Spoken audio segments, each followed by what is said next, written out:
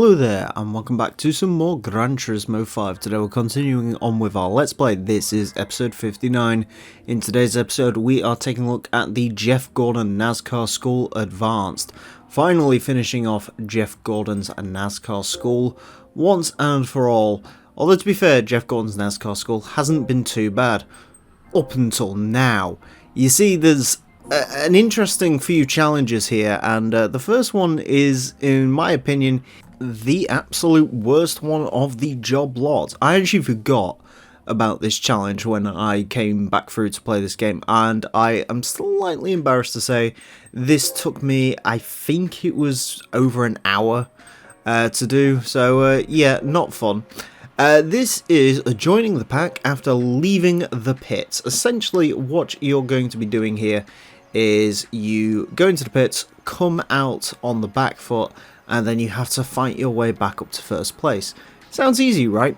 The problem is that the NASCARs are incredibly slipstream dependent, so you need to have a very clear route that you're going to take through the pack, and the bigger issue than that is, should you fail to do this, every single time you have to watch your car go into the pits. There's no quick restart. I swear they never play tested this. Either that or they just wanted to show off the NASCAR pit animations, which admittedly are impressive.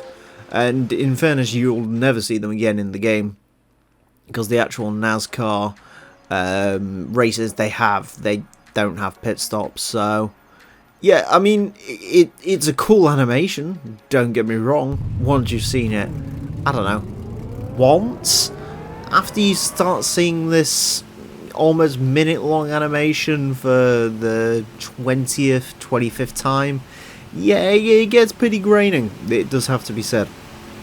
So yeah, this is not fun. Essentially, it is all down to you planning your approach on how you're going to get back on track. At first you see this and you go, oh, maybe I should just cut across the first few cars. But you can't do that, because then you'll never catch up to first place, because you need the slipstream.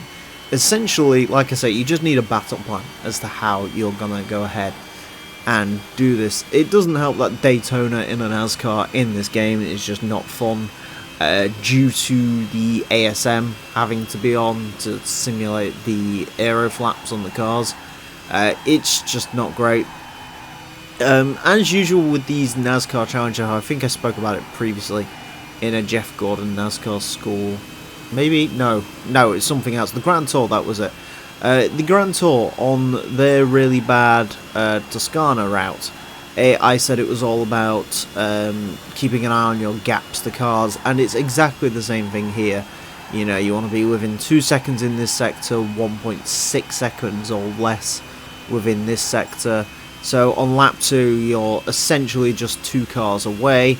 I used this Ford Fusion for some slipstream here, got right behind first place, took him into the corner, and of course, the biggest key thing as well, because the slipstream is so powerful, is keeping the cars behind you coming into this final bit, because they will have a lot more speed on you because they are drafting you. Admittedly, it looks pretty simple in what I just showed you, but that is several hours of work, so yeah, it's not a fun challenge, mostly because you just have to sit through that fucking cutscene over and over again of watching the car roll into the pits. Oh, but Forza has stationary pit stops. Yes, but, you know, Forza pit stops also don't take that long, and they'd probably cut that out if it was Forza.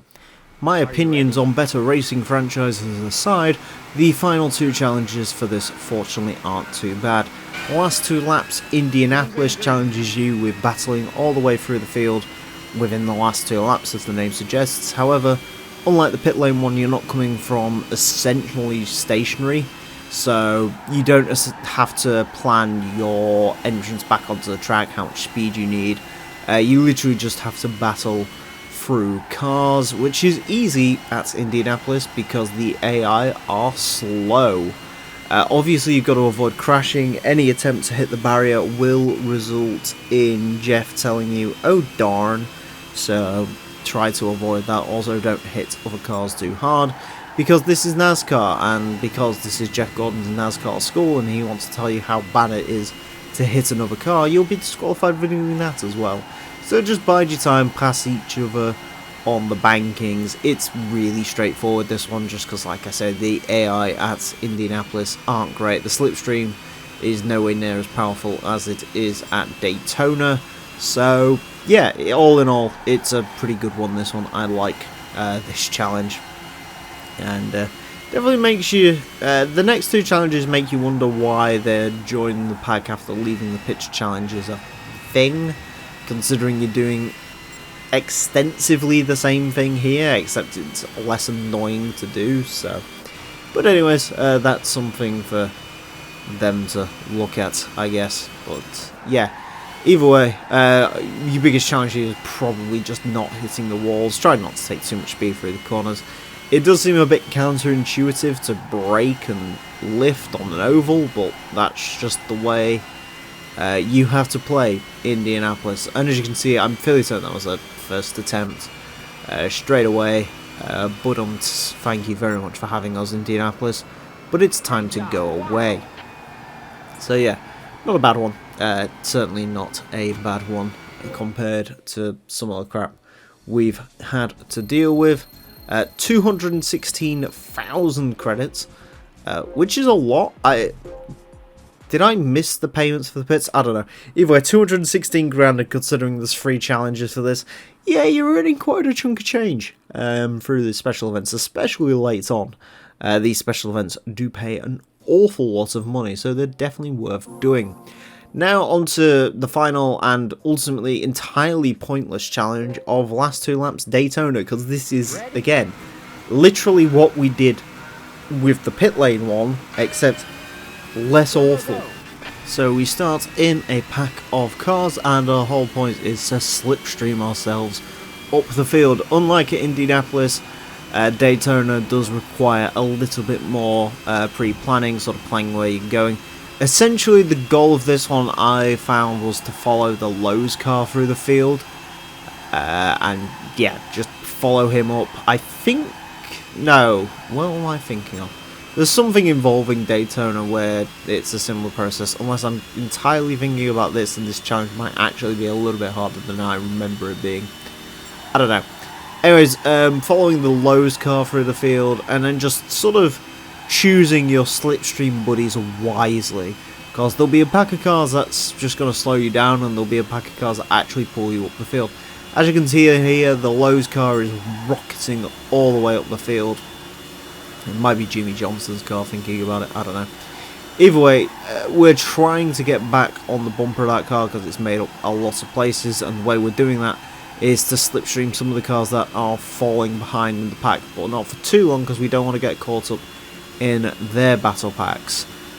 Yeah, this actually is the one I'm thinking of, yeah. Like I say, following the Lowe's car through the field, and then just making sure on this final banking they can't get around you. Trying to carry speed through here on a controller is insanely hard because it's all about minute movements, and as you can see, there's a bit of bump drafting going on. I'm desperately looking in my rear view mirror, trying not to get past, and fortunately I managed to pull that one off very nicely. So yeah, follow the Lowe's car. No matter what you do, follow a Jimmy Johnson throughout. As you should do anyway, because I think he's the most winningest of all the NASCAR drivers, or something. I'm not gonna lie to you, I know piss all about NASCAR. I don't know if that's come across in the last few Jeff Gordon driving schools, but if it hasn't, now you know. I know literally zero about NASCAR. Anyways, we are actually finally going to get some prizes from Jeff Gordon's NASCAR School. Before, it's been tracks and bollocks, but now for getting bronze we get a classic muscle car, for silver we get a modern muscle car, and for getting all golds we get ourselves our very own NASCAR, which will be lovely.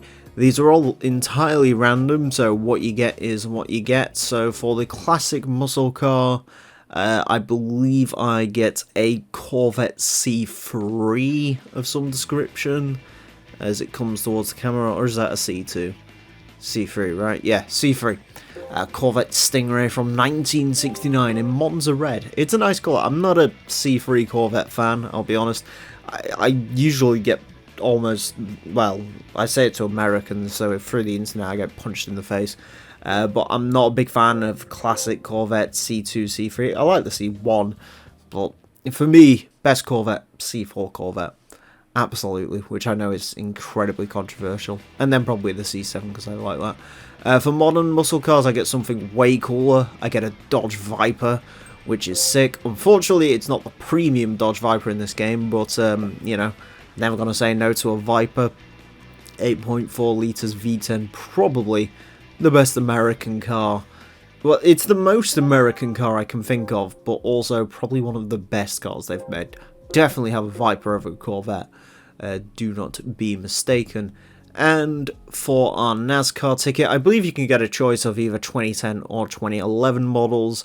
I got a 2011 model, more specifically, and quite fittingly considering what we did in the last challenge, I get Jimmy Johnson's number 48 Chevrolet Impala, which you will be seeing in an episode coming up, because fuck actually going out and buying a NASCAR, because they're quite expensive.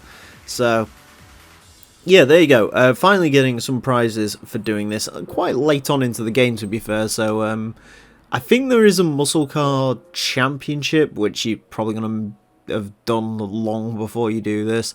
There's Corvette. I do actually have to admit, in that colour, it does look rather nice. It's actually quite competitive as well. Good chunk of power. Shouldn't handle too awfully as well. Again, that's another car which I think has a premium model in the game, but I didn't get it. There's the Viper. 435 horsepower of good American goodness. Again, you can't complain about a Viper. It's physically impossible to dislike the Viper, unless you're from Extinction Rebellion. But if you're from Extinction Rebellion, you're a fucking moron, so that kills that one. And then finally we get a proper NASCAR Chevrolet Jimmy Johnson, 824 Breakers horsepower. A big old beast. Fortunately, did not get Jeff Gordon's car, otherwise that would have made the thumbnail for the NASCAR video really, really boring.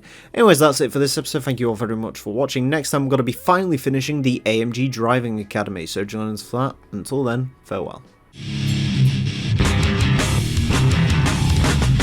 Yes, I